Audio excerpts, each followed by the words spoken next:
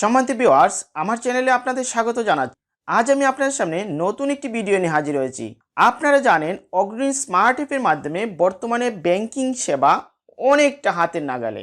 আপনারা চাইলেই অগ্রণী স্মার্ট অ্যাপ দিয়ে আপনার সমস্ত ব্যাংকিং লেনদেন আপনি ঘরে বসেই মোবাইল দিয়েই করতে পারেন।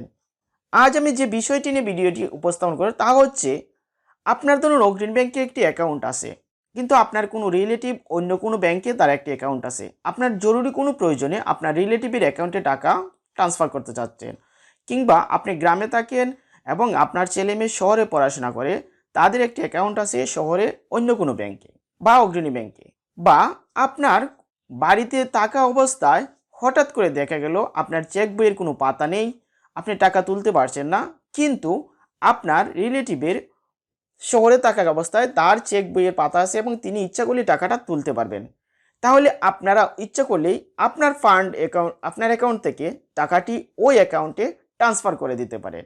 আবার দেখা গেল অগ্রণী ব্যাংকে একটি সরকারি অফিসের 5 জন বা 10 জন চাকরি করে, কিন্তু দেখা যাচ্ছে একজন ব্যক্তি 10টা চেক নিয়ে বেতন তুলতে যাচ্ছে বা 10টা চেক ট্রানজ্যাকশন করতে যাচ্ছে, কিন্তু ইচ্ছে করলে এই 10 জন ব্যক্তি একটা অ্যাকাউন্টে টাকা ট্রান্সফার করে দিয়ে একটা চেকের মাধ্যমে সমস্ত টাকা তুলতে পারে।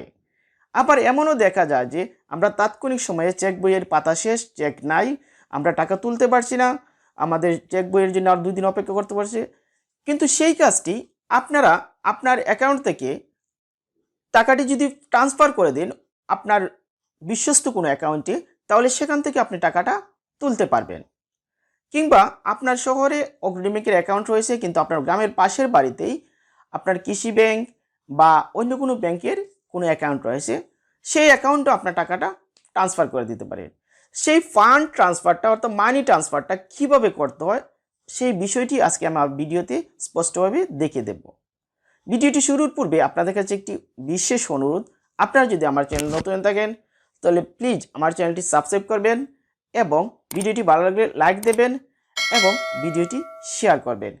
তাহলে আর দেরি নয়, চলুন আমরা ভিডিওটি শুরু করি।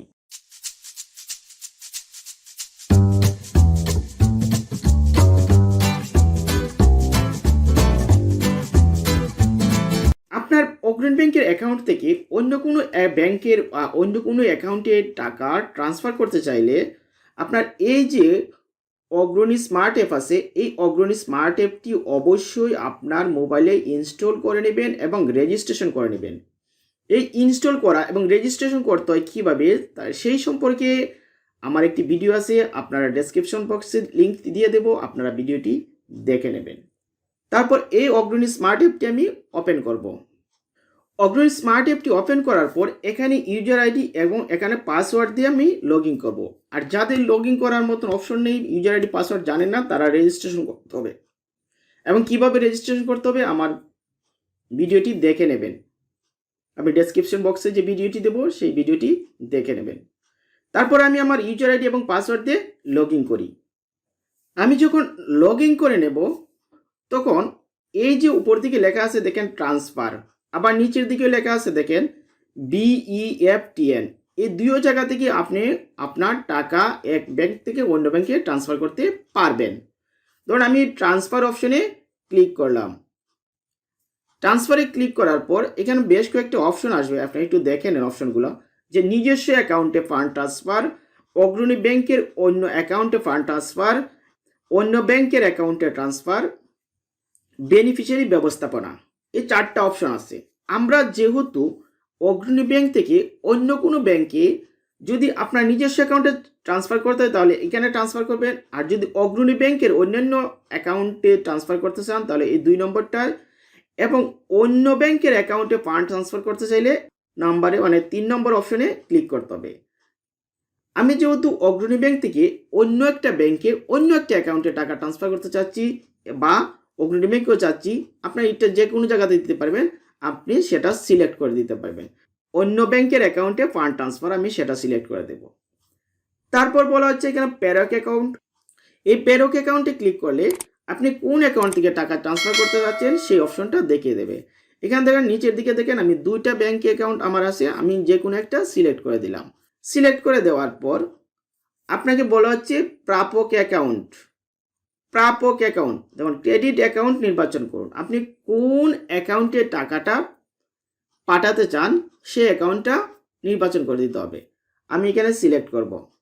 সিলেক্ট করার পর দেখেন দেখা যাচ্ছে কোনো অ্যাকাউন্ট খুঁজে পাওয়া যাচ্ছে না। এই জন্য আমরা এই যে বেনিফিশিয়ারি অ্যাড করুন, আমরা বেনিফিশিয়ারি অ্যাড করুনে ক্লিক করব। ক্লিক করার পর এই যে অ্যাকাউন্ট নম্বর লিখুন, এই যে উপরে 2 নম্বরে আমি অ্যাকাউন্ট লিখব। এখানে লক্ষ্য করেন এখানে লেখা আছে আদার ব্যাংক অ্যাকাউন্ট, অন্য ব্যাংক অ্যাকাউন্টে পাঠাতে চাচ্ছি। অ্যাকাউন্ট নাম্বারটা আমি কেন টাইপ করছি, যেমন আমি পাঠিয়ে দিতে চাই রূপালী ব্যাংকের একটা অ্যাকাউন্টে, নাম্বারটা টাইপ করছি 1933। তারপর ওই অ্যাকাউন্টের ডাক নাম কি সেই ডাক নামটা আমি লিখব।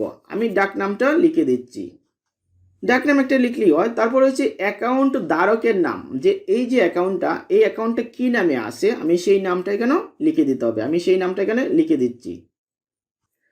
তারপর হচ্ছে মোবাইল নাম্বার, অর্থাৎ যে এই অ্যাকাউন্টটা যার তার মোবাইল নাম্বারটি এখানে টাইপ করে দিতে হবে, আমি মোবাইল নাম্বারটি টাইপ করছি।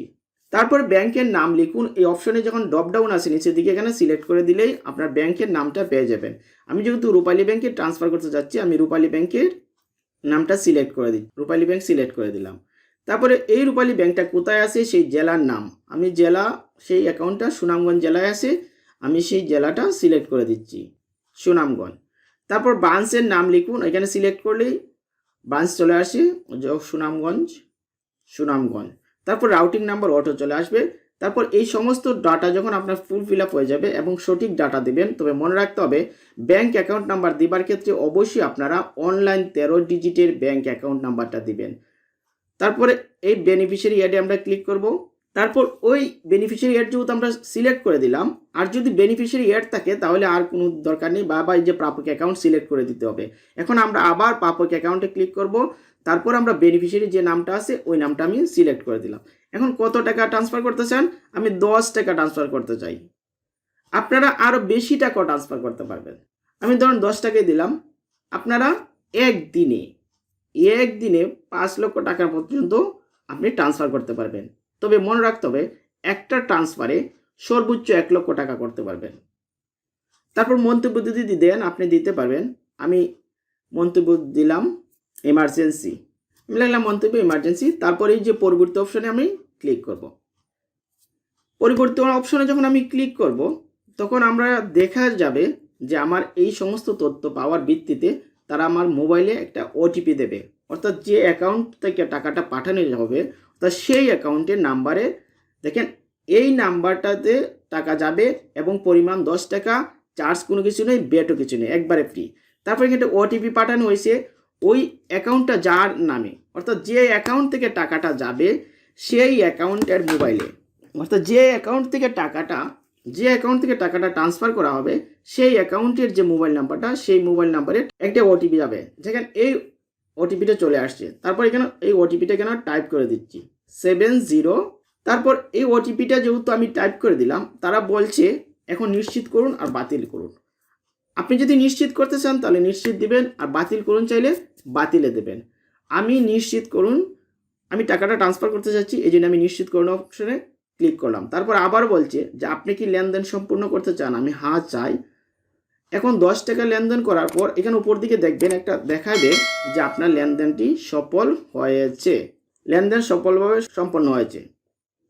তারপর এই ট্রানজ্যাকশন নাম্বার রেফারেন্স নাম্বার এইভাবে দিয়ে দিল এবং আপনার টাকাটাতে কেটে নেবে, সাথে সাথে আপনার মোবাইলে একটা SMS যাবে যে এত টাকা ডেবিট করা হয়েছে। তবে মনে রাখতে হবে এইভাবে টাকা ট্রান্সফার করলে একটু সময় পরে গিয়ে টাকাটা অ্যাকাউন্টে পৌঁছে, আপনারা কোনো টেনশন করবেন না, কয়েক ঘন্টা পরেই টাকাটা অ্যাকাউন্টে পৌঁছে। তারপর সব কিছু ঠিক থাকলে আপনি ঠিক আছে দেবেন, আর কোনো কাজ না থাকলে আপনি এই দুয়ারে ক্লিক করে লগ আউট, নিচে লগ আউট আছে লগ আউট দিয়ে বেরিয়ে যাবেন। তাহলে প্রিয় ভিউয়ার্স আজ এই পর্যন্তই। এই ভিডিওতে দেখা হবে অন্য কোনো ভিডিওতে অন্য কোনো সময়। সেই পর্যন্ত ভালো থাকুন, সুস্থ থাকুন, সবাইকে ধন্যবাদ।